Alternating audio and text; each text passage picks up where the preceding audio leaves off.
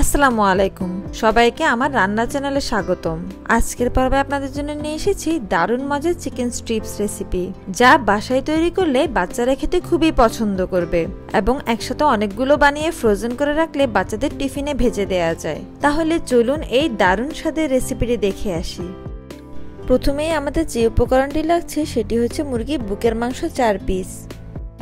আমি এখানে মুরগির মাংসগুলোকে পাতলা পাতলা করে আঙ্গুলের সাইজ অনুযায়ী কেটে নিয়েছি। এভাবে সবগুলো মাংসকে কেটে নেওয়ার পর এতে দিয়ে দিব 1 চা চামচ পরিমাণ লবণ, কালো গোলমরিচ গুঁড়া দিয়ে দিচ্ছি 1 চা চামচ, দিয়ে দিচ্ছি 1 চা চামচ লাল মরিচের গুঁড়া, রসুন বাটা দিয়ে দিচ্ছি 1 চা চামচ, আদা বাটা দিয়ে দিচ্ছি 1 টেবিল চামচ, 1 টেবিল চামচ লাগছে সয়া সস, ওয়েস্টার সস দিয়ে দিচ্ছি 1 টেবিল চামচ, টমেটো সস দিচ্ছি 1 টেবিল চামচ। এবার সবগুলো উপকরণকে ভালো করে মেখে নেব এবং ম্যারিনেট করে রেখে দেব আধা ঘন্টার জন্য। আর এই পদ্ধতিতে আপনারা চিকেন স্ট্রিপস তৈরি করলে বাচ্চারা খেতে খুবই পছন্দ করবে।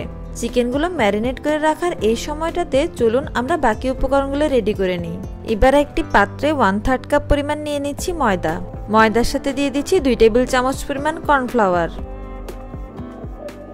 এবার উপকরণ দুটি ভালো করে মিশিয়ে নেব। 2টি ডিমকে কাঁটা চামচের সাহায্যে ফেটিয়ে নিচ্ছি। তারপর চিকেনের পিসগুলোকে ময়দার মিশ্রণে ভালো করে কোট করে নিব। এভাবে একে একে সবগুলো টুকরো কোট করে নিব।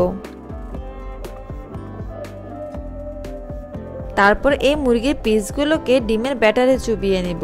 এরপর একটি কাঁটা চামচের সাহায্যে মুরগির পিসটি তুলে নিতে হবে, যাতে করে ডিমের অবশিষ্ট অংশটি পড়ে যায়। এই পদ্ধতিটি অনুসরণ করলে হাতে অতিরিক্ত ডিম লেগে যায় না। মুরগির টুকরোগুলোকে অরেঞ্জ ব্রেড ক্রামের উপর রেখে দুপাশ ভালো করে গড়িয়ে নিব। অরেঞ্জ ব্রেড ক্রাম না থাকলে আপনারা হোয়াইট ব্রেড ক্রাম্বও ইউজ করতে পারেন। এই পর্যায়ে চিকেন স্ট্রিপসগুলো ফ্রোজেন করে রেখে দিতে পারেন এবং বাচ্চাদের যে কোনো সময়ে নাস্তায় কিংবা টিফিনে দিতে পারেন। এভাবে সংরক্ষণ করলে আপনাদের আর বাজার থেকে কিনতে হবে না। বাজার থেকে ফ্রোজেন চিকেন স্ট্রিপস কেনার পর যেভাবে ভেজে দিতে হয় ঠিক সেভাবেই ভেজে দিলে হবে। সবশেষে চুলায় একটি প্যান বসিয়ে তাতে ভাজার জন্য তেল দিয়ে নেব। তেলটা যখন অনেকটা গরম হয়ে আসবে তখন এতে একে একে চিকেন স্ট্রিপসগুলো দিয়ে দিব।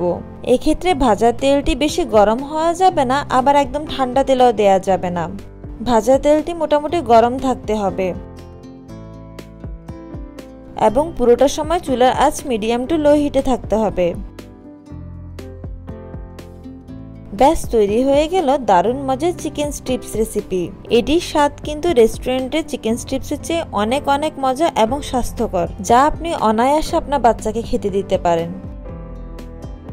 আমার রেসিপিটি যদি আপনাদের ভালো লেগে থাকে তাহলে আমার চ্যানেলটি সাবস্ক্রাইব করবেন। আল্লাহ হাফেজ।